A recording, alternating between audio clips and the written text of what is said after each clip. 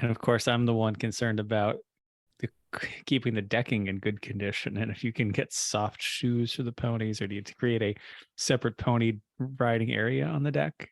And I'm concerned about, I think a little trailer. Does the pony have grip? Because the boats move around. Do they make topsiders for ponies? They totally should. These are all great questions. Let's talk about it on the show.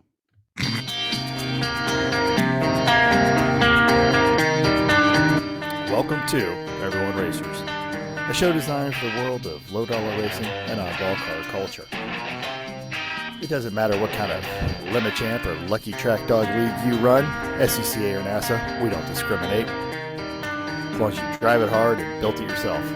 Join us each week for tech discussions, tips and tricks, as well as news and notes from the world of amateur endurance racing. And whether it's on the spot, hella sweet, or we're lucky enough, and Chrissy gives us just the tip, we're sure you'll giggle a little and learn even less. Everyone report to the paddock. This is Chris. This is Chrissy. I'm Jeff. And I'm Mental. And we are Everyone Racers. Welcome to a Burt One episode of our podcast. It's episode 262 and our favorite Lemons Sesame Street Volvo Burt One. Am I the only one who's driven Burt One in anger? Yes. Yes. Originally started life as a 262 Bertone Coupe, Bertone, hence Bertone. So if you aren't in a Euro personal, sensible, luxury Swedish car, check out our E1R bingo card. Link in the show notes. David Bowie had a 262 Bertone coupe. Did he? Yes. Oh, Because of course he did. He's David Bowie. That's a fun fact right there. Anyway, what's everybody working on? Who wants to start? Chris? Since you're talking about boats and I actually do donkeys and boats. Worked on the boat, not too much, just replaced the ends on all the battery terminals on the main wires to the terminals, which made the boat run better, and did some more research because it's not running perfectly yet. And I think I've narrowed it down to, I think the battery might be slightly on its way out, because apparently these motors have a very high requirement for big solid batteries, because the ECU sets a bunch of parameters right when it starts. And if the voltage isn't enough, those can get wonky and it'll do a lot of weird things. So that's my next thing. But if it's hard to find a 1,000 cold cranking amp AGM battery that I can fit in the center console. So if you have an idea for one of those, let me know, because I'm having a hard time finding one. no, got nothing for you. Yep. Worked on Snowflake a bit. It needed an alternator, because when the light comes, then the red light comes on, looks like a battery, and the big message comes on the dash that says battery not charging. That's a pretty good indicator that the alternator is not doing anything and the car is going to stop working pretty soon. So lesson learned. Anyway, new alternator installed. That has got to be one of the easiest jobs in the world on those trucks, the GMT 800. It's right on the top. I was gonna say 900, 800, whatever. 800. It's right on top. It is. You loosen the belt, you undo 2 bolts, a plug, and an alternator wire. Ta-da! Put it back together. Can I take a quick poll? Yeah. Raise your hand if you had an alternator problem, added a second battery in the footwell, and just ran jumper cables to get home. No, you did not. Come on. This is many years ago in the Protege. So he says just to get home. Oh. So how many weeks surprised. were you? How many weeks were Just you the one. just getting Just home? the one trip. Just the one trip. Nope. Oh my. Appropriate Now, question. I Mental. have Very carried. appropriate. Yeah, I have carried a charged battery because I knew the car wasn't going to make And it on the swapped current them, right? alternator. Yeah, exactly. yeah. Because We've all done it. yeah. I literally Goodness. left the hood popped a little, jumper cabled into the No. passenger footwell.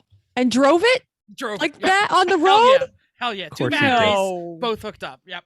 How are you not dead? He's the No Prince idea. of Jank. I have no idea How you're not dead. Or killed other people for that matter. That's just a battery rolling around in the passenger compartment. It's not that big of a deal. Or is he the Earl of Jankerton? I don't know. Write that down. I want a name tag. I want a Earl business of- girl. If your name is not changed in our Slack channel tomorrow of the Earl of Jankerton, We're changing in the Zoom Actually, right now. and I Earl is good, but he really is kind of a duke. I spell Earl EARL. of Jankerton. Jankerton. Wait, are we? Jankerton? Or All right, is he Angton. the Earl or what? A what? Oh, I or the, think or Earl. the Duke. Earl Earl is great sounds good, because there they go, Earl of Jankerton. Yes. Good. Also worked on the They're Corvette. really going to wonder what's going on in my business meeting tomorrow. And they're like, oh, what's No, your they're name there, not. Jeff? They're not. No, They're not. they're not. They're gonna be like, "Yep, normal, interesting." Yeah, the Corvette too, because we're leaving for the rally in like a week, so we're trying to get that up to speed. I came back from the shop with the air conditioning blowing icy cold. Like it works Ooh. beautifully because when Which GM air ensure conditioning that it will works, snow on you now. Yeah. Entire- I used it all day today. Today I drove the car to our office in Maryland. I had a 200-mile round trip. Nice. Survived. Did not die. Did not die. Made it the whole way. Ran the AC the whole way. The only problem I had is the stereo wasn't working, and which I diagnosed Again? tonight. Oh. Yeah. One of the connectors I put on the main power wire to the amplifier was not well crimped because they weren't quite the right size. So figured that out. Now it's fine. All okay, good. because I was going to ask, like, did you have the awesome total dock and soundtrack? Little rat. Yeah, laying it unfortunately- down the entire trip. So I would like to have, but I wasn't in my little tiny Bluetooth earbuds. Don't exactly have the power to hear the full force of 80s hair metal. So we'll do that later because the 6x9 MTX Dominators sure do. So all that's left is the clutch is still a little strange. It's the master and slave were both new last year and at this point have 500 miles on them. I did not recall changing the hose. I suppose I could do that. I'm going to put up in the air tomorrow and take a look. But right now, the clutch is inconsistent, especially I found after driving it this much now, when it's hot. Like if I'm driving along and I'm stopped in traffic, when I go to step on the pedal the first time, that's when it's going to do something weird. So I think it might be heat related. So I may have to replace that hose, but also I'm going to look for any potential heat shielding opportunities because this motor throws off so much heat and burns so much fuel to make so little power. It's amazing. So 5.7 liters of failure right there. Absolutely. Although I have to say, Of sound and fury. How about that? Yep. This is a pretty advanced feature. It has a trip meter that gives you average miles per gallon and range and stuff like that. Which You're in like, I don't want to 1984, know. I don't want to That's pretty know. advanced. And most of the time it's been averaging like low teens, because it's awful. Like seriously, the Cadillac is faster and gets better gas mileage. Well, yeah, it's also That's 30 years Cadillac, newer. exactly. Come on, man. Yep. Yeah, And that it does handle Corvette better. was next level. Yeah. Anyway, all highway with the AC on at about 78, it gets around 20 in overdrive. It's not too bad. That's fantastic. I love it. So I just got to figure out the clutch, and otherwise the car seems great, but doesn't seem to be using much oil, or it's leaking much less since I did the valve cover gaskets and oil pan and like put the missing bolts in the oil pan. Who knew? The AC is great. Stereo's fixed. Like we're ready to roll. Good thing. We might have a flashback to stereo discussion. Oh yeah. Okay. Chrissy, why don't we do all the PA people first? Okay, great. So when we weren't doing all of those things, we went to a Coatesville GP. So we went to a I'm so jealous. Looked Grand Prix amazing. in Coatesville, Pennsylvania, and it was vintage racing. So it was from 1900 to 70s, 80s ish. Early 80s. 80s. Yeah, there was some kind of some suggestion on some of those. But they were racing through the streets. So it was about a 2-mile track, but the track went up some and down some pretty darn huge hills.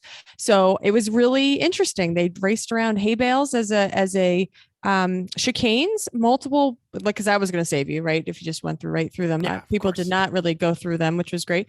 And yes, go ahead. I'm partner. just going to clarify that this is a street circuit set up on normal residential streets of a suburban Philadelphia area town. That's it. Thank you.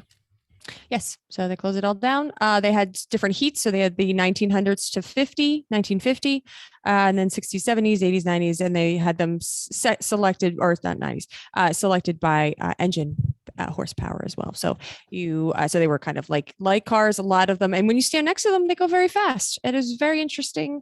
Got some really good pictures, videos. I only posted a few of them, but had a great time. It was really fun, really, really packed and good. It was good for the city. This is a really, is a second city. This is a really not some parts of it is some parts of it's really struggling. So it's one of those things would be great if there was a cute downtown and it would be, driving people to come see and visit, but there's not a whole lot to look at. So so that's kind of unfortunate, but there were a lot of people to look at.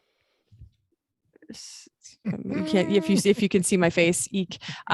So interesting people and stories, but we got our steps in. We did all 2 miles and watched from all different angles, and I had a great morning. It was great. So we saw all of them, and they ended for lunch, and then they would start again. But we left because we felt like we had seen enough. Yes, Jeff. So I have a question because I went to view one of these 100 years ago when I was in grad school in Shenley Park in Pittsburgh. This was before the Pittsburgh racetrack existed, for pit race existed. And the number one thing that I would say that I was absolutely shocked, and this is literally through a park, same kind of thing with hay bales and stuff, and it was that they were absolutely sending it.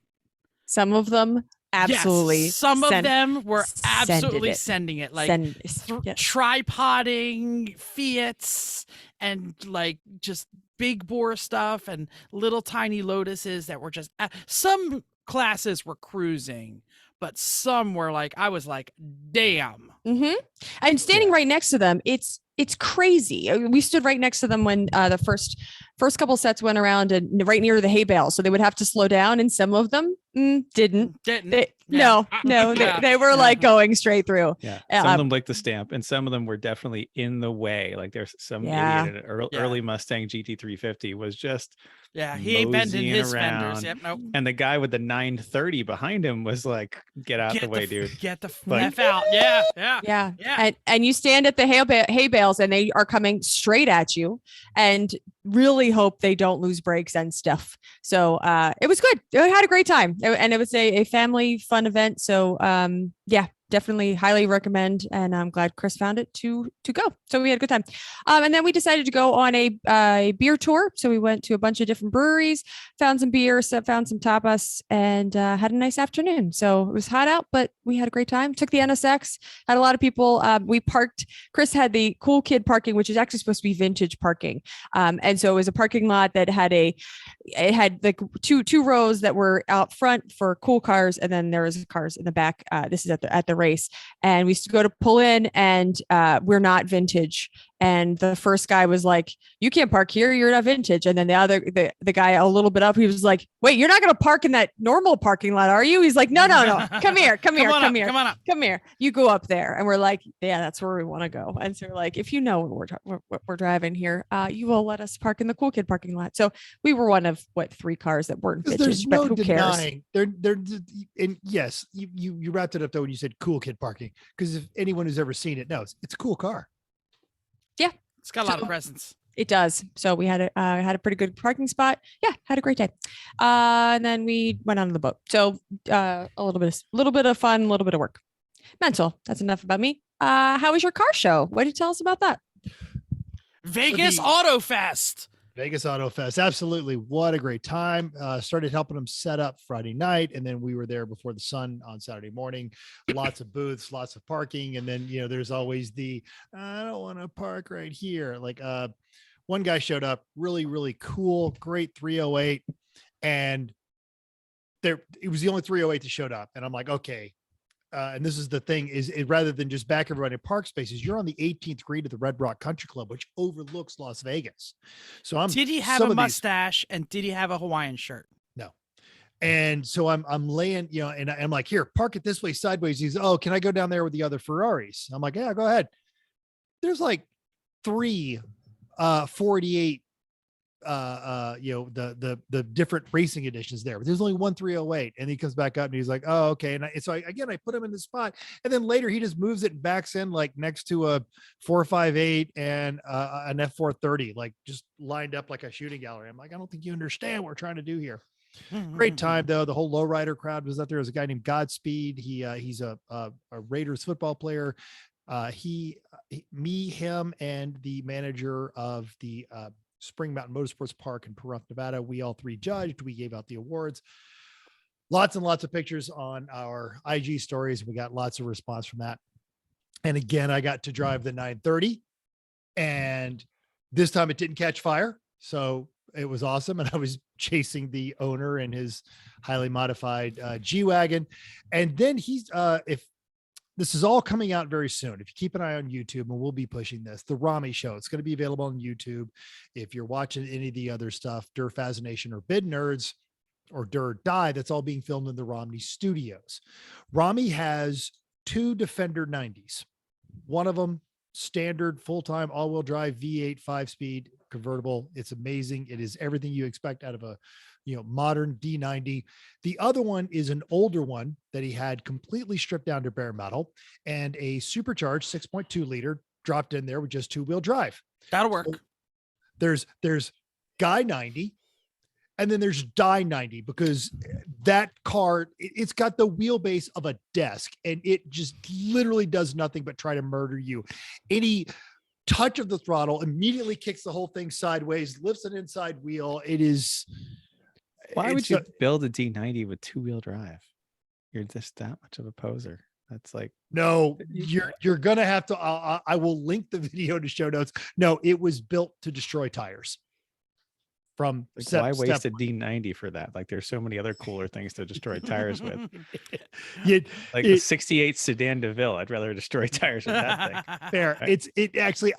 You drive it, and it's like the TR7. It makes sense. Like meth starts to make sense after a while. So it's an addictive feeling. Anyway, so we had a great time with that. I immediately woke up bright and early Sunday morning and pointed the Mercedes out west with the NASA WERC Enduro. They were doing their championships. I just missed Jaime Garcia in the Race SF podcast. 99 Octane had a good showing out there. So I got there Saturday night with the Mark Francis racing team. I want to talk about the race, because then we get into the adventure. The same E46 we ran at the 25 Hours of Thunderhill. We pull it out. The clutch is garbage. We did have the suspension set up. The best Sam could do for qualifying was squeeze a 145.1 out of it. The top team in our class got a 144. I did the opening and the car out of turn 5. Because everyone here, we've all raced. Turn 5, the clutch would slip going up the hill. So we didn't even think it was going to last my shift. So I just focused on being really, really smooth, no power shifting, and getting as much momentum as I could going through 5 to get up the hill and not have to overtax the engine. I ended up actually really having a great time, just focused on being smooth. Mark got into the car, and we could hear the clutch just getting worse as he would come down the speedway. And by the time Sam got in there, because they were running the spec E46 tires, which we didn't need, the tires were useless. They were rocks. The clutch, it was starting to over rev in a straight line, and Sam limped it in, but we still got 4th in class. We started 21st, and we got 17th overall. So we actually finished the race. All those years of just driving crap cans around a racetrack and learning to work with what's breaking. Maintain your momentum. So don't break. They might not work. Exactly. Yeah. So I don't want to slow down. It's going to take me forever to get it back. A lot of great fun there. On the way there, just outside of Paso Robles, I started hearing a ticking sound on the inner front fender. I pulled over, and the front tires on the AMG 6.3 had started to chunk. So I had belts all the way on the inside, and what it was a chunk of rubber that was smacking the inside fender. And so I'm the Earl of Jankerton. These were good tires. They're just old. He's the Prince of Jankerton. So I pull into Paso Robles, 4 tire shops. No one has a set of 19s. No one at all. So I just limp it the last 100 miles to the track. I am following a semi racer. The team actually passes me in the F-250 towing the trailer. So I had backup, got all the way there. They made some phone calls to some of their local racing friends, and Newton Brothers Automotive in Carmel, California is awesome. I actually got 2 Continentals mounted and balanced with the tire sensors, the TPS monitor sensors replaced, less than I could have bought them and had them mounted from one of our favorite online distributors, whose name I will not say because I do not want to say anything disparaging. So I got out of it really cheap.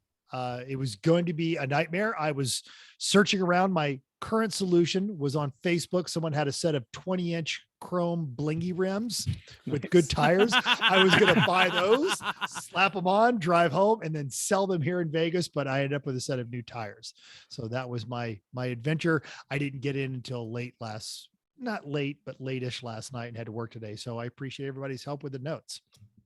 That's Jeff, great. you have like an entire paragraph here. I do, but it's not as 4-part harmony as your stories. Your stories are a lot better. I just wrote more. This weekend I had to work on Friday, so I had Saturday and Sunday off. On Saturday, I woke up early and went camping and canoeing with the Boy Scouts. And on Sunday, I once again said, I have the right parts to fix the Corvette radio, and I'm going to fix the Corvette radio and put it all back together. Foreshadowing. No. After depinning and repinning the plug, because again, it's not the correct wiring, I start just diving into the YouTube, and I find an article that talks about the emergency chimes on the C6 Corvette, like the chimes go through the audio system. So there's a whole separate little box that you need to, done. Crutchfield, send me the kit. It came yesterday. The Corvette is still apart. But luckily, I still had half a day. So go ahead. GM Somebody was asking for that. So GM is so GM, they will not let you have a stereo unless they can go ding. Yeah. Ding, Yeah. ding. Yeah. And look at this. Every freaking GM since like 1984 has the same plug with a different set of wires. Like the pins are all different, but the plug is the same. So you buy the plug and you're like, look, I got the right plug and it says the pin. Nope.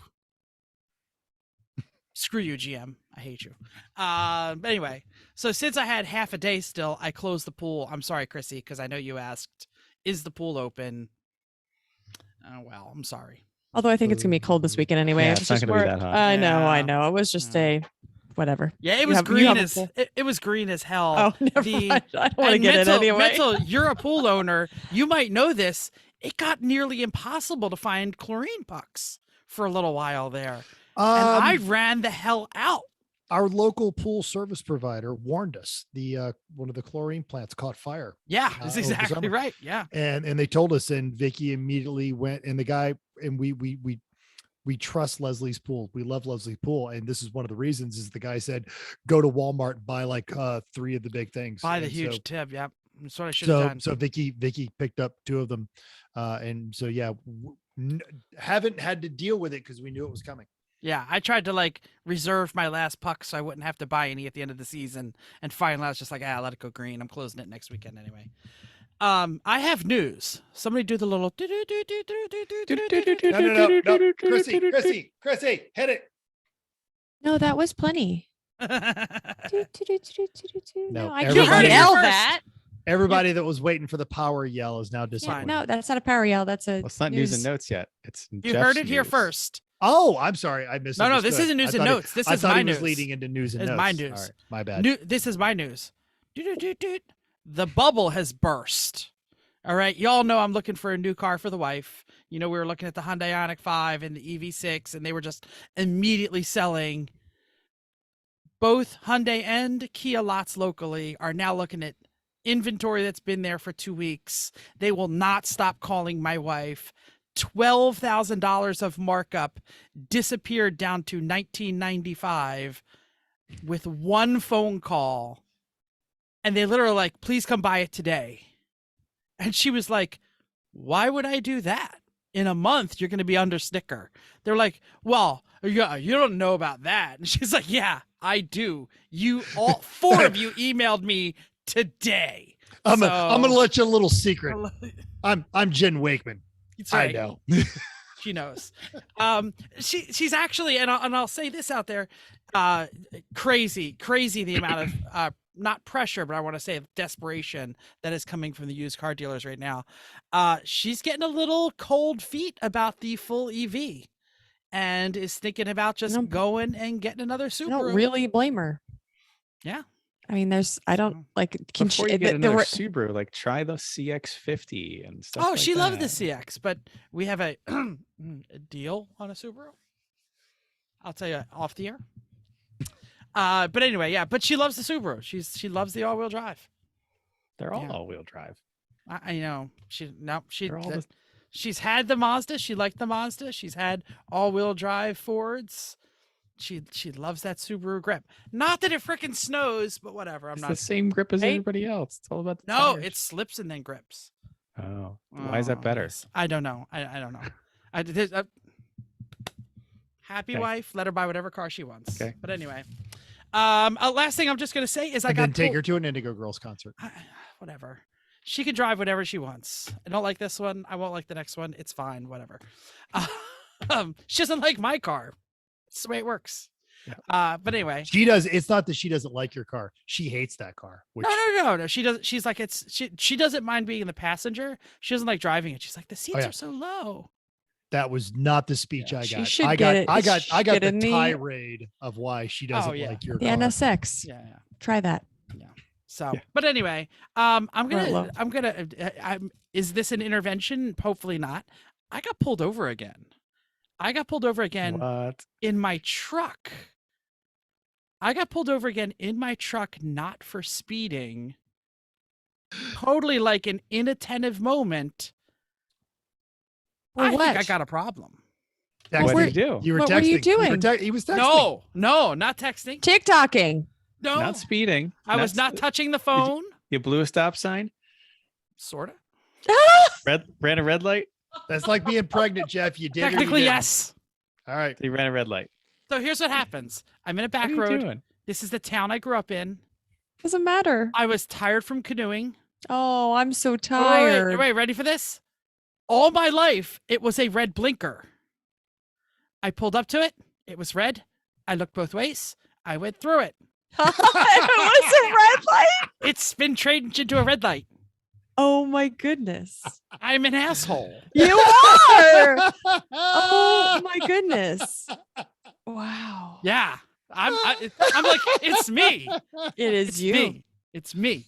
And when I am speeding, I am hyper aware of everything. When I'm driving around town, I'm not paying attention. Complacency. Complacency. You are complacent. Turning over a new leaf. I am being much more in the world when I'm driving around town from now on. I did not get only the ticket. because you could have died. I did not get no, there was no one there. It was like a back road like you wouldn't believe. But that's the whole point of traffic enforcement, is to modify people's behavior. Yeah, it works. As long as you actually change. Yep. If this is your come to Jesus, or he didn't even keep my PBA card. I got out and I'm an asshole. Sir. Did you say that? Yes, I did. I said I'm an idiot. I said I'm a complete idiot. I know exactly why I'm getting pulled over. I had a brain fade, and I explained it to him, and he was did he talk about the ticket you just got? No, he did. He asked me what I got 2 points for. So I got to take. Never mind. You have to take more classes? No, because I didn't get the ticket. I got he didn't write me up. Oh, you should have. Just a ticket that just says other. You're an asshole. I was like, here's a PBA card. Hopefully I can get some grace from you today. If you need to write me up for a seatbelt or inspection, go right ahead. I totally deserve it. And he's like, I don't want to write you up. I want you to be safe. And you're not being safe. And I just sat there like this. Yes, sir. I feel like writing people up for being assholes in New Jersey opens up a whole can of worms that you're going to be awful busy. Yeah. So ran out of tickets. Oops, this is the last one. It's like the checkbook.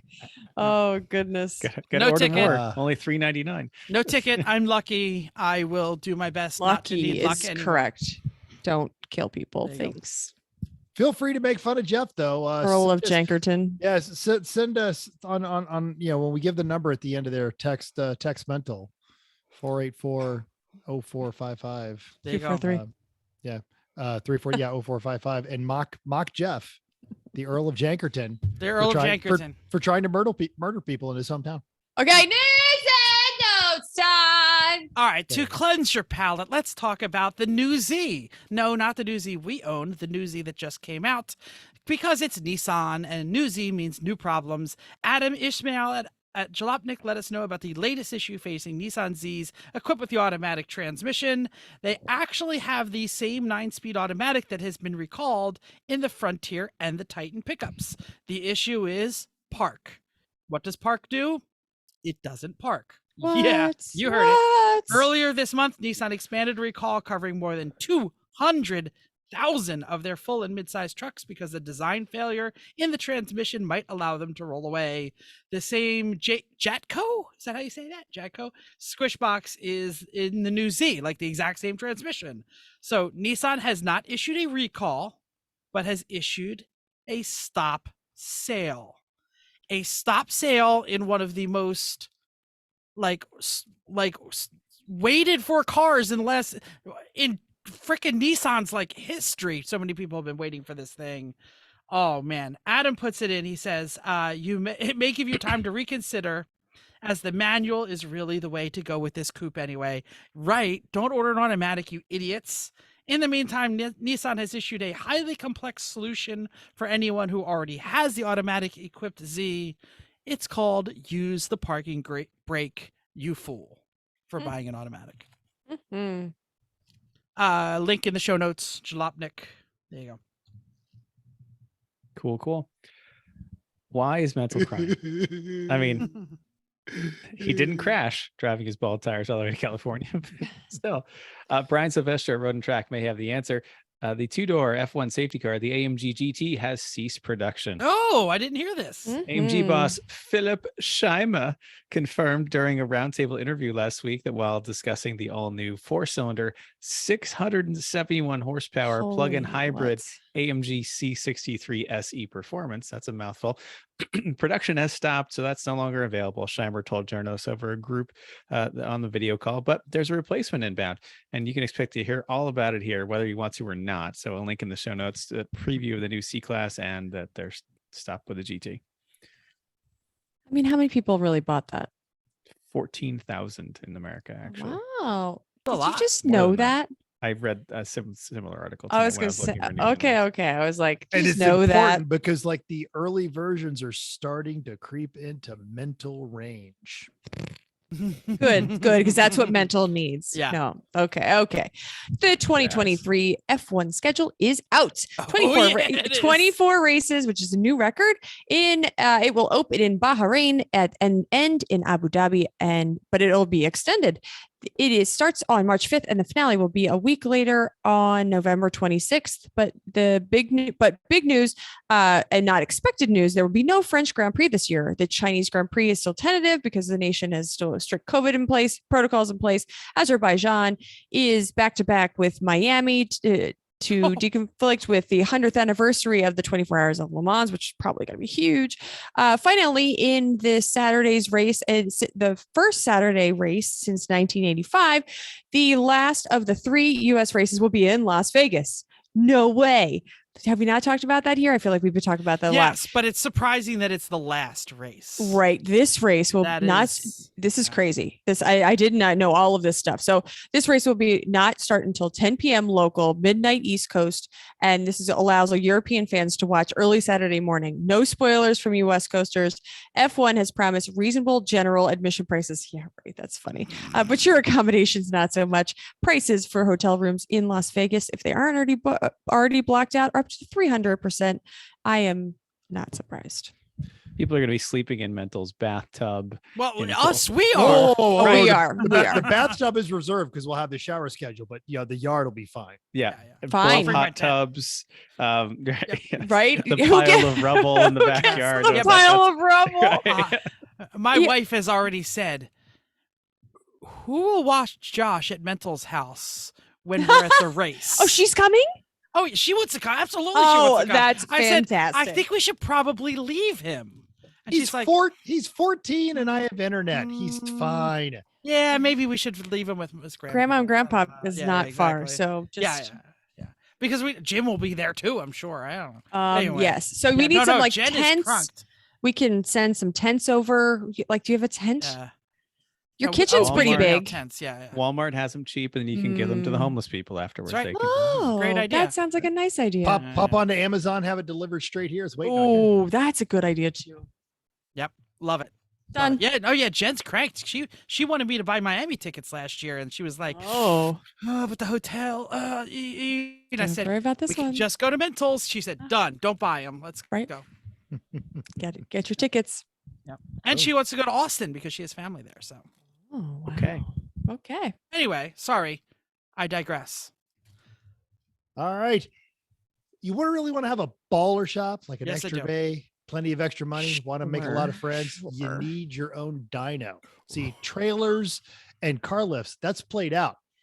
Of course, if you need your own dyno, they've got one for sale at racingjunk.com because they have everything a gearhead needs for sale at racingjunk.com. So here's the Dynacom 5000 FX all-wheel drive link dyno. So that means the Subi boys will be I think paying it you. froze. All right. It comes with a computer, a quantum software, AFR metering, optical RPM sensor, straps, the whole 9 yards, and it is available right now on racingjunk.com for $45,000. We're going to have that link in our show notes, but as I do click on the share screen, the timer starts. And I show this ad right here. I had actually linked up a new AMG GT that was available in Florida for only $86,000, but this is kind of cooler, I think. So Bill. there it is. No, you don't need this, Bill. Bill, Although- listen to us. Although, Bill, Do it would not pay- buy. All right. Yes, buy it would pay for itself, No. Bill. It would. All right. So we're gonna but that's really cool. And it just underscores what a great place Racing Junk is to just absolutely, because I was looking for Mercedes today, and who found this? I did. That is fantastic. I love it. So racingjunk.com, it is always free to browse. It is always free to post an ad. You can get the membership and you get more pictures and more stuff. But anything you're looking for before you pop over to Craigslist or OfferUp, just give it a glance down Racing Junk. And again, this is not the worst place you can go to when you're sitting on the toilet staring at your phone. My question is, who in North Carolina was like, we need the all-wheel drive one? Oh, get in the mountains. That's Subaru. That's flat brim vape country. Really? I thought that's like Oh. NASCAR country. I thought they only It is, had but they love carving through that stuff. Okay. There you go. Upcoming races time. Lemons is at the butt this weekend, right?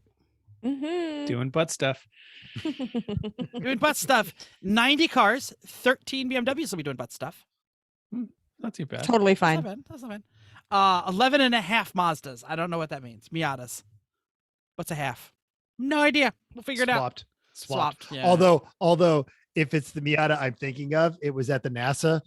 It's not coming. Did not have a good weekend. Oh, okay. Aw.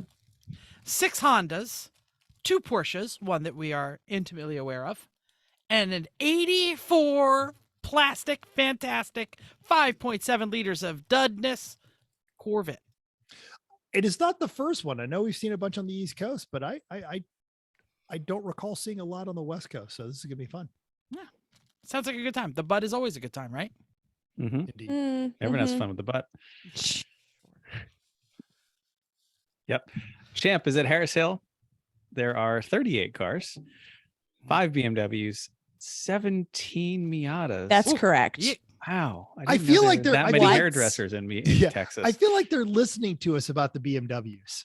Like- Maybe, That's but then low they all just BMW. were like, "Well, they don't say the Miatas are boring, so let's just go there." Like, what? We were impressed last year with how many Miatas were at this race too. What Yeah. part of the country is this? Texas, right? I mean, but where Yeah. in? Just outside of Austin. Yeah. Okay. It's Well, hill it's country. Austin. That's why there's the Miatas. This is where the Citroen went, actually. It's to Harris Hill. This is where this guy's shop was. The actual bill of lading, then the shipper who dropped it Yeah, off at yeah. Harris Hill Raceway. Austin anybody- is like liberals. It's filled Yeah. with liberals. If Miatas anybody everywhere. sees the Citroen there, take a picture. Ooh, that Send would it be to us. Take awesome. a That'd be great. picture. Tag us. 2 Hondas, a Porsche, Honda Insight, and a Crown Mm. Vic. So that's a nice varied field. Insight for the mother effing win. Mhm. It's the only interesting thing in that list. Champ Car is at Road America. Fantastic track. 64 cars. 13 of them are BMWs. Yep, good. Yeah. 15 Miatas. That's still kind of a lot. 4 Hondas, 2 Porsches. And listen to this list. I couldn't stop. 84 Rabbit GTI. Nice. Awesome. 79 Trans Am. Hell yeah. A Hell yeah. Cobalt. A Cavalier. Yeah. Yeah. C3 Ecotec Corvette. for the win. And a Mercedes 190 The E16. mighty, valve. the mighty. The mighty 190. That is fantastic. Quite the list there. Yes. Yeah. I'm a little disappointed. I was actually supposed to be at that race. Oh, yeah. I was going to be running with Dead Pedal Motorsports, but hopefully he is recovering well. Our friend Eric Peterson, he had to have eye surgery, so the team, Oh. didn't Oh, make get that. well, Eric. Oh, that's Yes. unfortunate. Yes, so he's. Have he you is been looking to Road forward getting America, back. Mental? No, no. Oh. So we'll do it again next year. So That would be- good. And I was looking forward to going to Road America, especially going with people who are just down the street and just good, proper Midwestern. Mm. Yeah. I was Good going time. to say the Midwest champ people way cooler than the Texas champ people. So much. So much. And Lucky Dog Southern Dog Delight is at CMP, but because I was driving home on bald tires, I did not email Charlene. So I have failed you all. And I do sincerely apologize. But like always, we wish everyone who's running CMP with Lucky Dog good luck. Have a great time. It's a wonderful series. And I feel strong that Big Sexy is going to be there. Yeah, he's probably going to be there, and he's probably going to try and like almost win or win. So Yeah. Good luck to all the Mhm. other racers trying to beat the Big Sexy in his little tiny Mercedes. Now we don't do we after a listener feedback, we don't do recent results, but my other 3 co-hosts don't know this. Our buddy Pantless Matt has been crowned the stock Corvette champion out here with the speed events, and it was Did know that, Mhm. actually. yes. So congratulations, Matt. You really did earn it. It's awesome. Apparently the competition did not take it very well. So for the next event, I believe they are planning to show up in full sorry for party regalia and just absolutely take it right over the edge. Hot Perfect. tub. Great. So yeah, That's great. Don't let people like that know that you're not happy that you got outdriven. They're just going to go. Yeah, and Make he's it like in a work. stock class too. Like It's a stock. Yeah, Yeah. it is. Yeah. And stock C6. It's not like he overbuilt you people. He outdrove you. well, no, and the person on there, she was usually a couple of seconds behind, and I met her in Las Vegas. She was very nice, but apparently she started getting a little pouty towards the end of it. And wrong answer. Have fun. Other listener How many feedback. claws? How many surges till she's in the hot tub? I don't think he usually serves Surge. Oh, someone like that needs some surge. So- yeah. It's true. I just want to know if she's going to join the key party or not. Let's keep moving. Listener feedback time. on YouTube in response to our Project Car episode. Chris Egan, young Chris Egan said, quote, "I feel personally attacked. Did my wife ask you to make this episode?" No, Chris. And Oh, believe me, that's we, funny. we've been there, man. We've If been if there. once a year, we forgot to put this in the list. If once a year your friends check in on you and they say, "How's that project car?" and you have a totally new plan, like, "How's the project car with the wankle?" "Oh no, we're going with this engine next year." And then you go, "Oh well, how's the oh no, we changed chassis." How's that? Every year the project just change and gets no closer to competition. Might be time to cut bait. So when your 300ZX is crashed and then it's still crashed, and You're not then wrong. I feel like if we had better editing Damn. software right here is when like the word balloons start popping up Yep, over. yep. That's out. You know what? The podcast, if anybody's listening to it, can picture that. Mhm. That's what's happening here. Oh boy, somebody else Oh, said boy. something, right? Yeah, yeah. Tyler said, "Oh, next week you can use the Messerschmitt ME262." No Sorry. planes, Tyler. Sorry, Tyler. Bert won. too important to pass over. So true. Can't Can't skip Bert. You probably didn't realize didn't put two and two together. And lastly, Chris and I, as we mentioned before, went to the Coatesville to watch the car race through the Coatesville streets. Many of you gave us props, love the cars, made some cool noises. So thank you for watching all and commenting. And sorry we missed the few listeners that were there and some of them that were close. And we found a couple people that are close and said they had no idea this was happening. So hopefully we'll see more people next year. Nice. That'd be a great event to actually, go up there and host one. You know who never misses listeners when they're close? You know what I was going to say? You know who you should take next year? Ooh. Oh, totally. So Chrissy's mom. Should go to the race. Chrissy's mom, but Chrissy's nephew who loves cars, who loves wheels. Yes, he's a little too young, and he also is in the running at everything phase. But he's totally. I was sending my sister video, and they were watching it together, and she was like, "Oh my gosh, he loves these videos." So he would have just gotten a kick out of it. So yes, nice. Maybe it'll be a family affair next year. Hi to Chrissy's mom and Chrissy's family and everybody else. Chrissy's, yeah. I feel like maybe years from now, the nephew will be watching this going, God, those people were stupid. Probably. But yeah, so Nah. hi, Chrissy's nephew. Chris is bamfed back in just in time for the main topic time. Should I do the intro since Chris, you'll be doing most of the Please talking? go for it. I'm going to be doing the rest of it. Yeah, I have some things to add. I don't say they're going to be good or good advice, but we're doing another tech-heavy episode. We're going to be talking about some theory and some ways that it's going to keep you happily trailer life. It's all about being safe and not swaying and measuring. There's measuring involved. How can this go wrong? So we're going to tap our trailering fool, Chris, to tell us all about how to set up your trailer to make sure you make it to the track and back without dying. I'm just adding that to the end of the show because I'm a trailering fool, apparently. Yeah. Because you know what's a great way to start your race weekend? A non-stressful tow. And what's even a better way to end your race weekend is a non-stressful tow. Because who wants to deal with a stressful tow after you just raced all weekend? All I want is to get in my truck and say, go home and not do anything. But we're not there yet. I gave Mental the trailer, the shitty trailer. Yeah, right. But that's why he gave it to another gentleman at a red light. And got an even shittier one. Hey, I like your trailer. You can have it. Guy sitting there with a sign says, anything helps. How about a trailer? Totally. Well, I think that might be the only way to get rid of your current one. So no, we need that. I'm going to camp on that at the F1 race. Oh, that's true. That's true. Good. Or camp under it. Really, you could rent that out. It's gonna be valuable space. There it is. All right. Oh, anyway, so there are things you should do to set your trailer up to have a stress-free trailering experience. And now I'm going to say this, and it's probably going to ruin us for the next time, but we've never really had any significant trailer problems ever, anywhere, in any of the things. But I Jeff think is knocking on wood. But Jeff and Mental have had significant trailering problems. That's true. Yeah. And I'm going to skip over the basic things you should do for maintenance. That's a different episode. I mean, actually clean and repack your wheel bearings once in a while.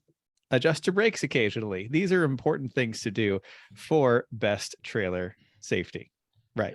I'm hiding myself because I've never done any of those things. So let's say those things are important and should be done. I try to do them every year, but we're going to get beyond that. This is going to be mostly about how to set up your weight distributing hitch. So the baseline for our discussion is going to be the things that most people are going to have that are listening to us: a dual axle trailer and a bumper pull hitch. I suppose this could also work for a triple axle trailer, but if you've got a gooseneck or a fifth wheel, this doesn't matter because those don't have these things really. So don't worry about it. So for whatever, most of us have dual axle trailers, bumper pull hitches. I have to freely admit, before you told me about them, I did not know that weight distributing hitches existed. And yeah, I was glad you told me about them. Go ahead. To explain what it is to everyone, because I don't even know. I mean, I know what it is, but I don't know how it works. Sure. It's essentially a spring in the middle of your truck, between the truck and the trailer, that is trying to put weight not just on the back wheels, but also onto the front wheels. So imagine you're standing behind your truck and there's two wheelbarrow handles that are sticking off the back, and you're picking those up. That's basically what you're doing, but you're using the weight of the trailer to do it. And that Yep. keeps the weight off of the back end and onto the front end, because you actually want weight on the front end, because that's, where your brakes mostly are, and, steering all happens at the front. Yeah. So that's why you want to have this done. So it distributes the weight on all the axles of the trailer and the truck more evenly than if you just hook up, plop it on the hitch, and go. And people might not be able to like really visualize that, so let me try and dumb it down for you. It's like not like you're just lifting on those wheelbarrow handles. It's like you're lifting Twisting and it. like twisting Twisting them and down. pushing. Yeah, you're pushing down like on you're the front. rolling your wrists down. Yep.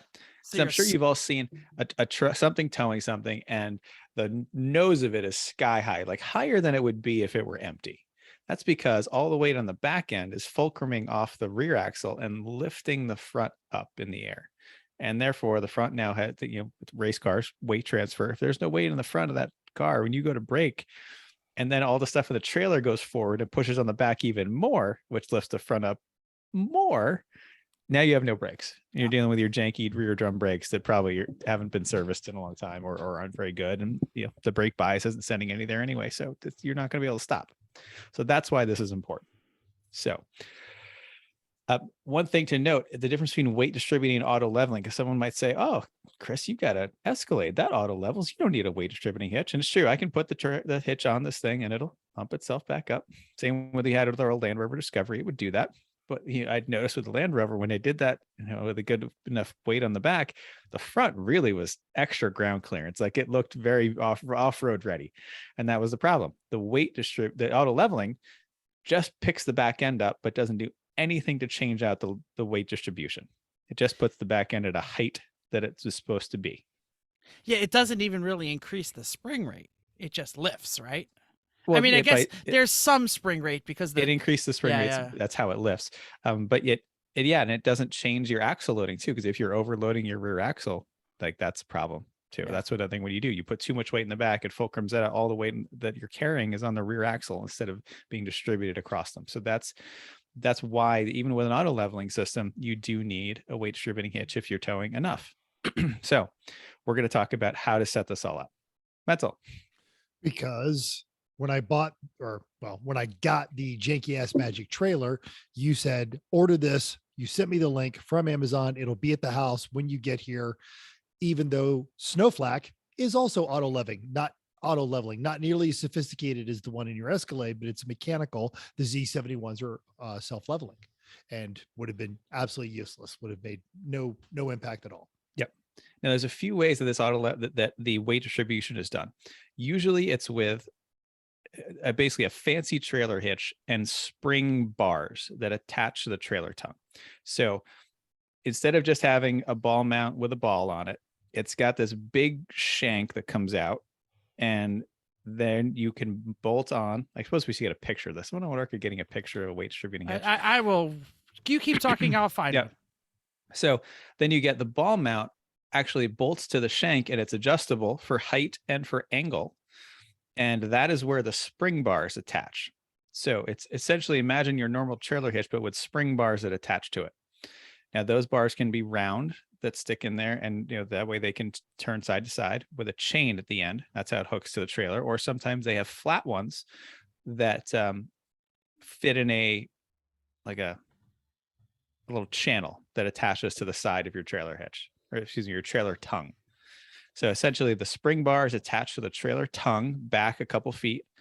The other side of the spring bars is on the trailer hitch itself next to the ball mount. And that's where it gives the spring at the point where it hinges between them. Yep. So some of you watching YouTube, you can see maybe my little arrow here. That is the spring bar. Yep. That's a round spring bar. And these need to move actually, of course, because you're turning. So they do need a way to pivot. There are also some that use some chains and some bushings and things to do it that way. I've seen that as well.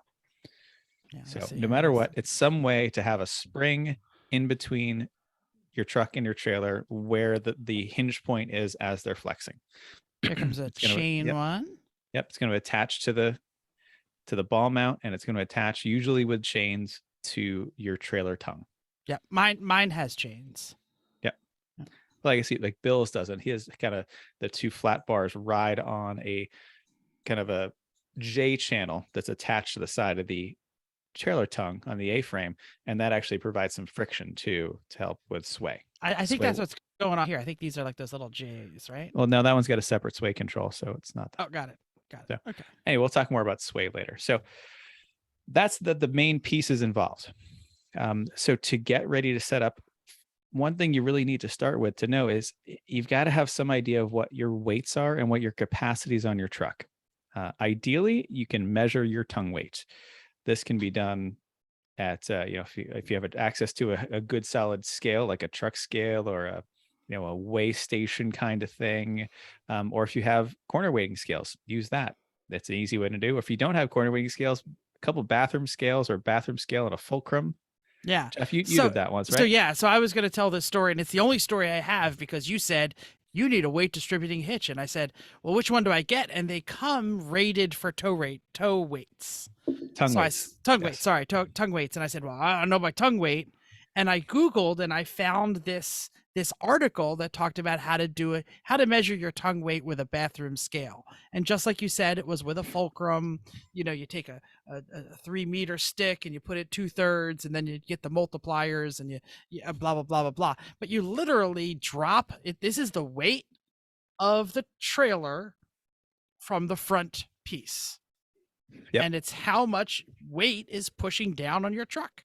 And the article was really easy. I'd never done it before. I followed it step by step. I'll put the link in the show notes. But basically, you had a stand, a stick, and a bathroom scale, because you're measuring like 1,000 pounds. So you needed to distribute it, so you only had like 1/3 of it or whatever. Yeah. But if you have a corner weight scale of scales, use that.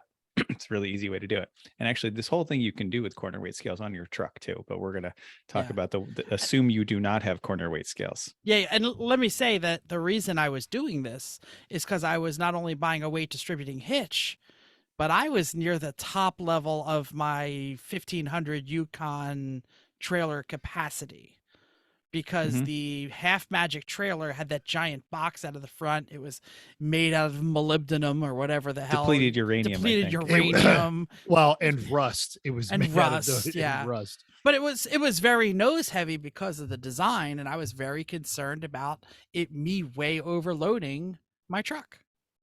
Yeah, and that's the point. You want to make sure you're not doing that, because every tow vehicle has a tongue weight capacity that you need to be aware of, and everyone has a payload capacity you need to be aware of, because tongue weight is part of payload.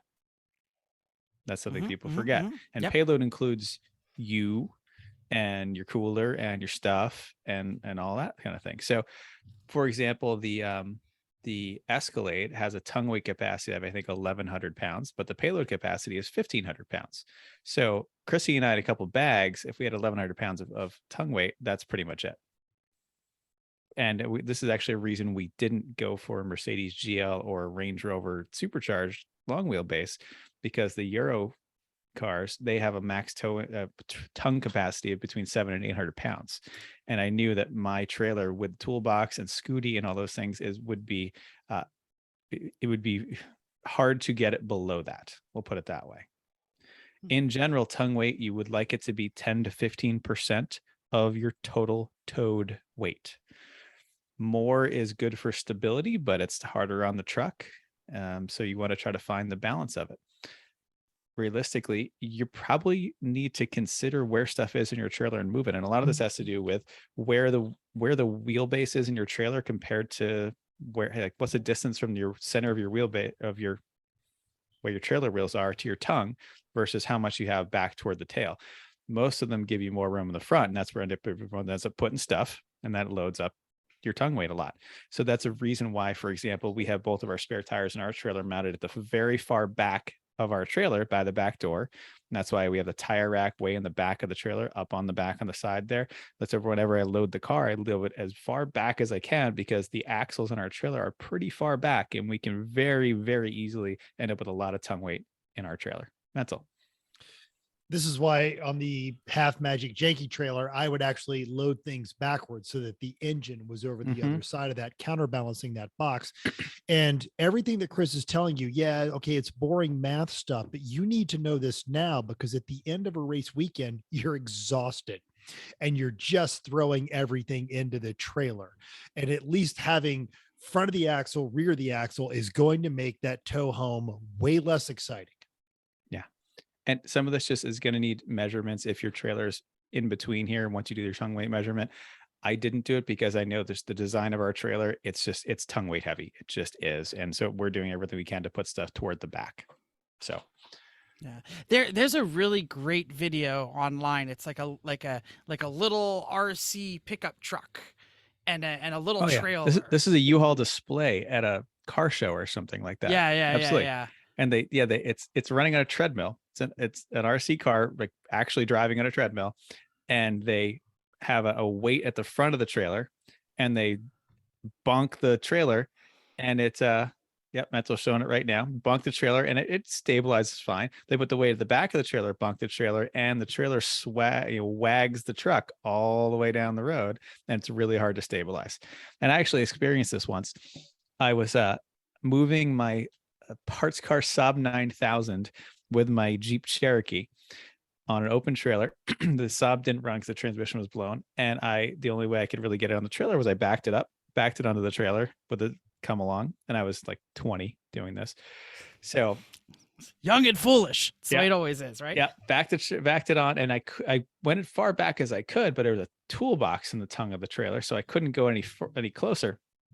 And whatever. So I'm driving along. It's mostly 45-mile-an-hour roads. I get up to one stretch where I'm going on a highway for a little bit. As soon as I hit 55, oh man, it started to move around a lot.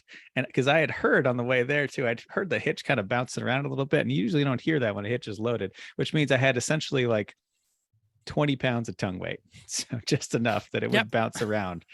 So I learned a lesson that day, but fortunately it didn't, nothing bad came of it. So watch your tongue weight. You want some, but not too much, and not enough to overload your truck. Okay. I had the exact same thing eons ago, 2004. I was towing a BMW 6 Series back from Michigan to Oklahoma using a Hyundai Santa Fe. This this is a great story with a couple of beers. Yes, every single part of this equation was wrong, but I had never been so scared at 45 miles an hour, because that trailer literally was beginning to shove the rear end of the Hyundai, and your tendency is to want to brake, and you're trying to get in front of it with the steering, and you can't, because you're just aggravating the situation. So what you had to do is actually roll in the throttle and get it to straighten out, and then slow it down at a much more time. And then I ended up having to readjust the weight on that trailer. Yeah. Or if you have trailer brakes, this is when you hit the manual brake thing on the trailer to pull it straight from the back without speeding up. So yeah, because of course there's trailer brakes on the Hyundai Santa Fe towing the 6 Series on a utility trailer. Yeah, probably not. Nope, not at all. All right. So now we're at actual setup time. Load your trailer the way you're going to load it. Like you would for a race, fully loaded. All your tools, all your spares. Everything you're going to have. Put the car in the place you're going to have it. Go somewhere level, flat, a little bit of room around you. Hard to find in West Milford, New Jersey. Absolutely. Your driveway wasn't too bad if you went all the way up to the top of it. But I went to the school across the way. Oh, yeah. Good. So the first thing you want to do is you need to get your trailer level. You think, well, why does that matter? It totally matters. And you need it level when everything's loaded too. So think about that. What height does the ball need to be loaded up? And the reason it matters is if you have a dual axle trailer, if you are nose high or nose down, now suddenly your weight distribution between the two axles on your trailer is suddenly no longer even. So if you are nose high, the front axle of the trailer isn't getting the weight it should, which means, and most people, we have 3,500 pound axles, so 7,000 pound capacity.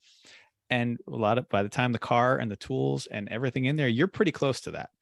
So, I got 5Ks on mine. Right, which is good. That's a Yep. smart thing to do. Yep. But most people have the 3500s, and therefore you're so close to the capacity, you want to make sure that the weight is distributed between both of the axles properly and evenly, because otherwise you're going to end up with one set of tires with a whole lot more weight, which means a whole lot more heat, and heat is what makes trailer tires blow up.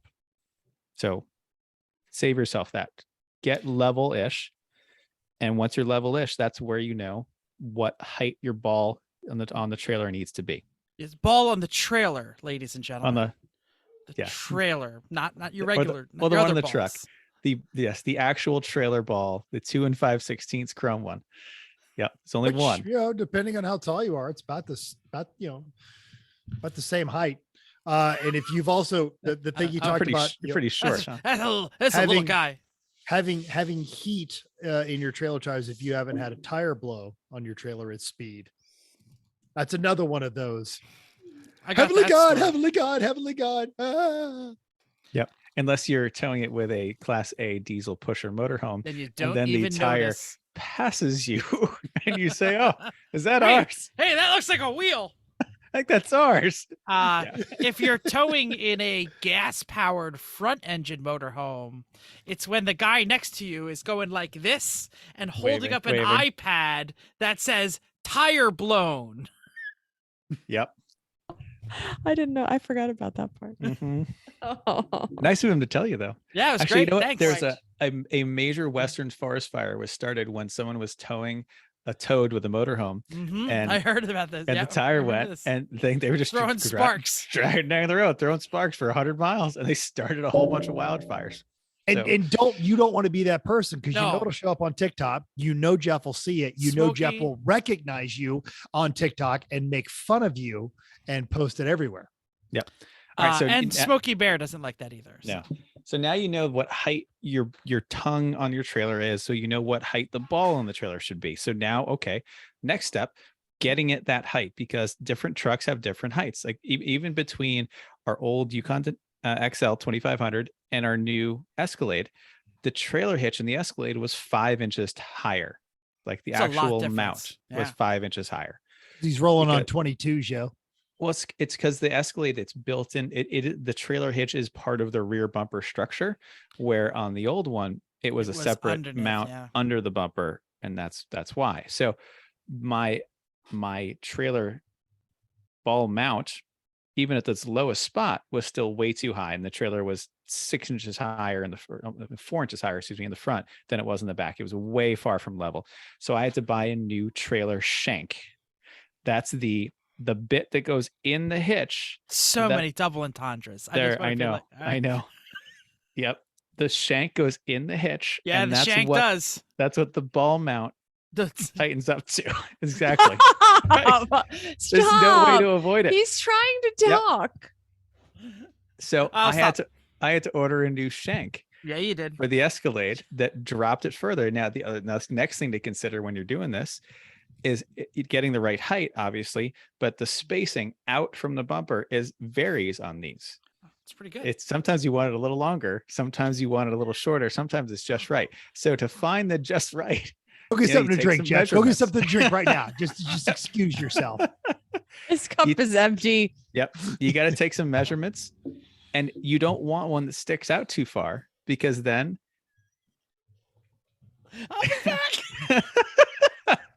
exactly, you don't want it to stick out too far, because sometimes she's not going to like that. But realistically, it's extra leverage. It's an extra lever arm the trailer has on your truck. Just saying, if you have a bingo card out right now, Yeah, somebody is broken. Somebody's broken, Jeff is broken. and you would have gotten a great spot. Yep. So you want to keep the trailer as close to the truck as you reasonably can. So Mm. get the right shank length. Professional podcast. I'm passing now. Just doing this in his face. Yep. Yep. It's not working. So anyway, get the right shank. So fine, we got the right shank, bolted everything up to the right height so that when it's together, it's going to be all level. The whole truck, the trailer, everything's level. Okay. Now we have to set the spring bars, because the spring bars, we talked about those, then they have a chain at the end. And that chain, you need to know how many loops up the chain to go because the more loops up, the tighter you're pulling on the springs, the tighter, the more springs are going to be helping you, and you want the right amount of help. So start off by measuring the truck without the trailer on it at the wheel wells to see how high the wheel wells are, all 4 wheels. Then put the trailer on it. Why are we looking at this again? Because you're talking about the chain. How many links on the chain right here? Go ahead. Yep. Then put the trailer on it. No spring bars. See what happens. And what's going to happen is the distance from the wheel well to the ground is going to decrease, and in the front it's going to increase because you put the weight on the back. It's fulcruming up, lifting the front up. Okay. So now put the spring bars on a couple links, see what happens. And to do this, you're going to have to put the tongue jack down to lift up in the middle to be able to go tight enough on the spring bars. Like I have to lift up pretty high to get the spring bars onto it's the 6th link in the chain in mine. The 6th in mine too. Yeah. Jeff, mental. I know. And I was counting from the other side. I was counting how many on there. And do be careful about this. And this is why it's got to be level, is when you were doing and undoing these springs, I actually totally straight up jammed my wrist, because as I was releasing one of those spring bars, it kicked. Pops. There's a lot of force on those. And because it was slightly twisted, it was way more force than the other one, and I wasn't expecting it. And had I been positioned even slightly different, I probably would have broken something. But as it stood, I couldn't use my wrist properly for like a week. Yeah. Use the tongue jack it way up, get the pressure off the springs. Mm-hmm. And one other thing to note when you're setting up your ball mount with your positioning of the springs, the ball mount can be angled. Like when it's all the way back, the ball is straight up and down. You could angle it toward the trailer though. And when doing so, that actually changes the angle of the springs. So it can let you, if you need more spring pressure, you can angle it back a little bit to be able to get more springs on there. I never knew why that was there. Yeah. Or I used it on mine. I have like little spacers that angles the ball, and I just made it straight up and down because I thought that's what that was for, to keep it straight up and down. Supposedly you should have it angled a little bit back toward the trailer, because then when you're braking, that's when it's got all the force on it. You want to make sure it doesn't go too far forward and have it be, and then the hitch can pop off, because that's always the hardest force you're going to have. Yeah. I used it on mine to angle it back specifically because the ATC trailer has this really massive A-frame. It's like an 8-inch tall A-frame, and the spring bars were rubbing on the A-frame and kind of leaving marks, and kind of eventually would wear them down. So I angled it back so that the back end of the spring bars is down below the A-frame, so it doesn't wear it. Watch your microphone. Yes, sorry. Your arms are flailing, so he is very excited. And you can't even see your arms because your background is on. So when your arms go up, like your arms go. Okay. All right, so put some weight on the trailer, on the spring bars. Take the tongue jack off, and then go back and measure. And by doing so, the first time you do it, the back squat is going to be reduced.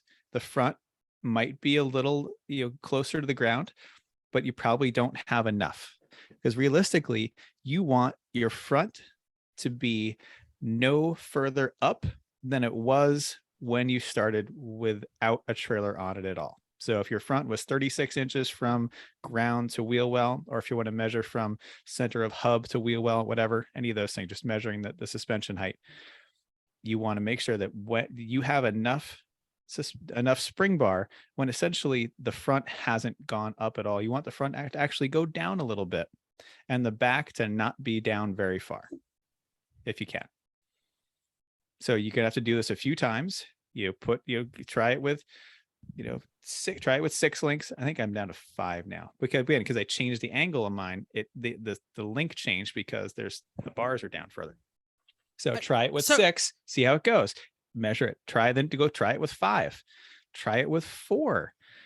So basically, you're trying to make the trailer disturb the vehicle the least amount here, right? I mean, that's really what we're looking at. You're trying to take all that weight that you're putting on the ball mount and distribute it to the front axle as well as the rear axle. Yeah, It- because yep. you know, anything, the more angle it changes, the worse. You want it to basically, Yep. just like you said, distribute to all. But it's you're talking about measure this, measure that, measure this.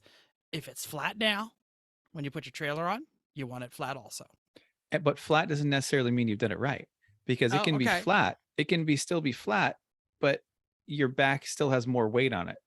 The back might be taking the weight and taking less now because it's distributed, but the front might be just where it was. Ideally, the front is also going to be down a little further because you've put weight onto the fronts. Got it. Okay. That's ideally, helpful. everything goes down a bit. Yeah, it got a But little lost in the sauce with measure this, Yeah. run that. I like that. Realistically, if you can get the front of the loaded combination with the spring bars to be down a little bit, to be that it's more loaded than when it didn't have a trailer, you've got it. As long as you're not going too far and where you jack the back up, Yeah. because Obviously, it's maybe it's not. We possible gotta say again it. because think about the twisting your, Mhm. you know, like if your thumbs are on top of the wheelbarrow, Yep. you're twisting your thumbs down. That's Yep. the action that you're doing. You with those could make it bars. so that you've actually moved so much weight that you're unloading the rear axle a little bit more than necessary. So you don't want to go that far. So find the right balance. But really, it's going to be put some spring on it, measure, repeat, and you'll find the right things. And also, you might do this a bunch of times and find, all right, great, I got it all where I want. And then you go look at the trailer, and the trailer's totally not level, because once it's all done, your ball mount, you didn't put it in the right place. So that means you got to take it all back apart, move the ball mount up or down one hole, and then start again. But it's probably going to be the same number of links as you were before. And this is the same level of patience and dedication when you're setting up the suspension on your race car, or when you're trying something out. You're going to dedicate some time to this again, so that when you're tired, you're not trying to do it then. It's all figured out. You just throw everything in the trailer and go home. Yeah, Let's call this a 2-beer job. And it's a 2-beer For job. Jeff, it's a no beer job. That's Yeah. probably safer. Yeah. And the other thing is, once you do it once, you're done. Yeah, that's what I'm saying. Once you Never know do it again. it's You- put with in the your- right place and it's the 6 length, it's always, if you put the car in the same place, it's always the 6 Yeah. link in the, you know. With your truck, your trailer, your load, you know, if something, one of those changes, then obviously you need to do this again. But that's it. It's funny. I changed truck and I never remeasured. Of course you didn't. No, but like, you know what I mean? Like Funny. This is funny. no, but no. Like, And I did. I actually did when I put the load bearing hitch onto the RV, because both the hitch, I had to turn it over, and the angle and everything changed on it. I actually went through, I wish I'd heard this episode before I did it, because I was doing it all by eyeball, and it would have probably saved me 2 beers. But I was just, okay, nope, not right. Oh, change this. Oh, that completely went in the opposite direction. And I was just blindly making adjustments until I got it till loaded. Everything was level. I did it by vibe. I didn't really do it by like measuring. Like a tape measure. It's So, really easy. Yeah, Just walk yeah, around. like I should have. You're absolutely right. Bang, bang, write it down if you need to. Or, just know, like, oh, front is 36. I got to get it less than 36. Keep going. Yep. Now, the one thing to do, if your tow vehicle is also auto level when you're doing this, Yeah, I don't even know how to do that. like I had to do it for ours, just leave the truck off or unplug the fuse for the auto leveling, but just leave it off and do all of this with the truck not on. And that way, when you turn it on, the auto level comes on, it's probably not going to do a whole lot. But either way, no matter what you have done, that you've gotten the weights in the right places. Because then when the auto level comes on, it's not going to take too much off the back. It might though, but so watch out. Remeasure again after the auto level to see, make sure you didn't lose too much, because you might have lost weight on the front, which is a problem. And why we're doing all this in the first place. Yeah. it's Okay, great. that's a lot. What did I miss? What do you want to go over again? I had a question. What's that? My weight distributing hitch did not come with sway control. Okay. I know yours does. Yep. I've never really had a sway problem. Should I be looking to get sway control? So for those of you who don't know, I just want to say this real quick. Sway control is like a little shock absorber in the system. It's basically just friction. It's a friction at the fulcrum hinge point. Yeah. Fulcrum at the hinge, friction at the hinge point to stop the middle between the truck and the trailer from moving when stuff gets Yeah, blown and sometimes it has sideways like a little tiny ball that it connects to, right? Yep, exactly. Yeah. Mental. What's up? It's the same as a steering stabilizer on a motorcycle. Yeah. But I would offer, Jeff, especially given the amount of towing and the heavy stuff that you do tow, the first time you realize you should have installed it, it's probably going to be too late, right? Yeah. Yeah.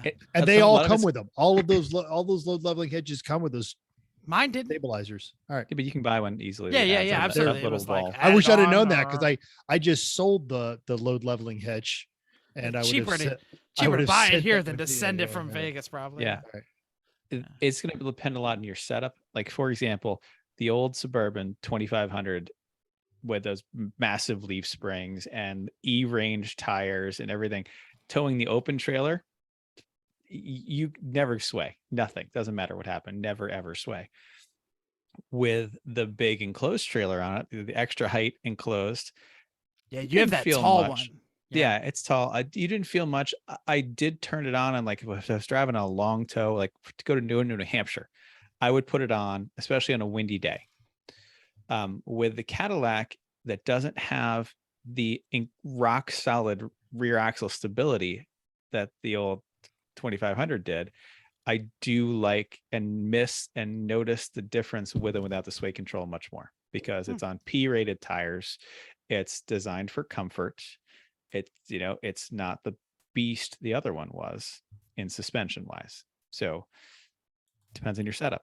And Jeff, you've got E-range tires on your I Titan. do. Yep. It's a little more truckish, but I think you probably need a little more height, a little more spring in your load bars based on how your truck looks when it's towing. My truck has a little bit of squat. Yeah, and the front's up just a little bit, I think. a So I little, think yeah, a yep. little more spring in that would be good. So we need to do yours at some point too, once we Yeah. figure out what car is actually going to be in it for any Yeah, length of time. yeah. And no sense measuring it now because we're gonna change the weight of that car Just a bit. Yeah. just a bit. Okay. So yeah, This is great. spend the 2 beers, spend the This is hour. great. Well, you do it once and it's done right, and then you just have easy towing forever. Well, and So. And this, it's again, it's one of those insidious things where the chances are you've gotten to the point where you had the car, you put it on the trailer, you drive, and then, well, we got to start burning this toolbox, and I got to start bringing these spares. And now, over time, your tows home have become more and more white knuckled and stressful, but it happens so slowly you don't realize it until suddenly you get it all fixed, and you're like, why was I not always doing this the entire time? Yep. Yep. all right. That was fantastic. I'm going to say, if you glazed over halfway through and you're like, oh my God, that's too technical. The article that I put in that's going to have what was it? That sounds good. Oh, the how to measure your tongue weight has a lot of this discussion in it. I think Chris gave some more practical, while theirs is kind of like diagram this and diagram this and diagram that. So like I said, if you definitely are convinced to do it, but you didn't write it down and you didn't take notes while you're looking at the podcast, click the link in the show notes, check it out. It's Kurt. It's one of the major manufacturers. And it'll tell you how to do all this stuff. It's not that hard, and it makes Yeah. a big difference. I'm sorry. It's RV Geek. I think Kurt has one too. I mean, you go on Yeah, yeah. YouTube, you Yeah, can find right. these. And here's how we know it's not that hard. Jeff and I have successfully done it. Well, Yeah. you guys eyeballed Wow. it. You No, do no, it Well, no, like I I measured would- it the first time. that. Okay. When I put it on, when I put it? the level hitch on this, you were actually at work because I was at your house, and you Right. were talking me through it right up until I locked my keys in the running truck. But so Right. it was Sorry. simple enough that you could do it over the phone, and I had 0 incidents. I knew there was a heavy trailer back there, but I never had any issues towing with Snowflake, no matter what kind of monstrosity I put on that janky trailer. It would tow straight and level without drama. It was great. It is great. That was a Mhm. good trailer. It just was heavy as chrome trailer balls. Sure. Truck nuts. Sure. Yep. All right. Yep. If you have any questions, email us, text us. We'll do all those things at the end. Chrissy, I think it's your favorite part of the show. Is it really? It's just a tip. I've adjusted the tip, and Mental Okay. probably is going to chime in here quite a bit because at the High Plains, Only for mockery. yeah, at the High Plains 24-hour Lemons race, friend of the show and fellow podcaster Ian from Apex Adjacent had an active fire in his car and talked about it in his most recent podcast.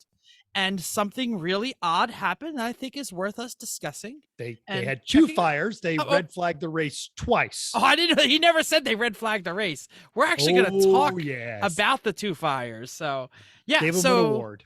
he was in the first fire. He looked down. There was fire between his feet. He pulled over. He did everything he should. He hit the kill switch. He yanked the fire bottle handle, and the fire bottle handle didn't go. He got out of the car.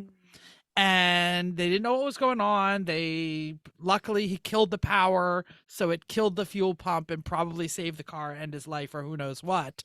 It was yes, it was an oil leak. Yeah, They yeah. had, I don't want to they give had- away too much. I yeah. want people to go listen, but it was an oil Fair. leak. Yep. Yeah.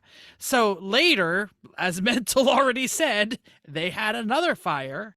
Well, this person, again, pulled over, did what he's supposed to do, but he pulled the handle further out, and the fireball went, the fire bottle went, and it extinguished the fire. There was slack in the cable of the fire pole. So when is the last time you looked at it and set it up? So here is my just a tip. Go listen to their show, link in the show notes, and think about your car. You might have the same problem. You might catch fire. Listen to their fuel and oil problems and blah, blah, blah, blah, blah.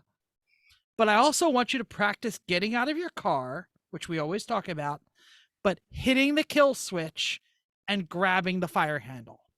Actually put the pin in it and yank it so you know that you don't have slack. Because nobody wants Well, a slack and situation. Some of those bottles do not have those kind of securing pins. The pinning actually comes from the handle itself. Oh, yeah. Be Yeah, careful. don't do that. I Dan. don't let's not play this game because Yeah. that would be really sad. Okay, So- just make sure I- you don't have a slack situation. or that- pull hard. By Yeah. the way, pull hard slack situation. That's my Jersey He's- Shore name. And understand the purpose of these fire suppression systems is You're not to put funny out the tonight. fire. Shoot. The purpose of these systems is to give you an extra 30 seconds to get out of the car. So if it doesn't burn out. Slack situation. Right there. And I would argue I'm the worst driver on the screen right now, but I have done more arrive and drives than probably all of you. And that is like step one, show up. All right, dude, I got to sit in the car. And I practiced putting my hand to this. And I got it from Chris when I tried to burn him up with the Datsun pickup. And he had to kill the car and jump out really quick. You So did a good job. You did. I fell on the ground, but I got out really It's fast. fine. And then the corner, the truck was still there, and they're like, "Everything okay? Safety No, crew. No problem. We're fine. No problem. All good here. We're not on fire. Just keep Nope. going. Practicing. Nope, not Practicing. at all. But Practicing. practicing is it's a good answer. Don't pull the pin though. Don't pull the actual fire. Yeah, slack situation, people. It almost cost them their car. Check it out. Thanks for that. Yeah. Awesome. I can hear the ending cue music. Do we have any idea what we're doing next week? Nope. Like usual, we have ideas. Yeah. Chrissy might be here, might not. We don't know. Oh, you'll be here. Okay. Nope. Oh, no. Well, we'll figure it out. We have like 7 whole days to figure it out. Most importantly, thank you for downloading us. We hope you enjoyed this week's edition of Everyone Trailer Racers. We also hope you'll join us in the world of trailering, driving, and racing, because everyone can be a racer, even you. If you enjoyed this podcast, subscribe. It's totally free. Then give us a 5-star rating on wherever the hell you're watching this. Even if you hated us, give us 5 stars. Tell us why. If you have any questions or show ideas, drop a comment on our Facebook page or email us at everyone.racers@gmail.com. You can text Mental. Mental, what are we texting? Pictures of your junk. Pictures of your junk. And I got a great text today about a show idea that we were discussing. So that's coming through. And we do enjoy interacting with folks who listen to the show. So yeah. And hit the like button and the subscribe and talk to us in the doodly doo on YouTube because they really like that on the thing, and then other people see us. Anyway, check us out even on Reddit/E1R. Until next week, keep the shiny side up. Unless you got a really shiny trailer, then just keep those wheels down.